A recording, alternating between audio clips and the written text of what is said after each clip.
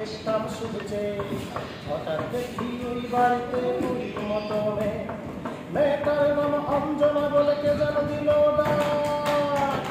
সেই সূচনা হায় অঞ্জনা মনের মাটিতে জ্বালিয়ে পুড়িয়ে জীবন করেছে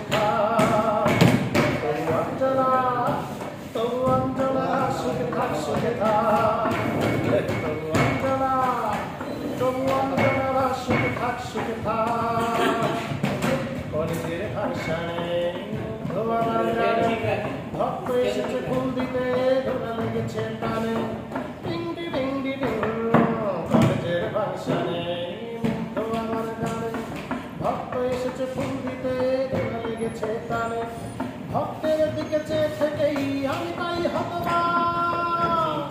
সেই সূচনা হায় অঞ্জনা মনের মাটিতে জ্বালিয়ে পুড়িয়ে জীবন করেছে খাক।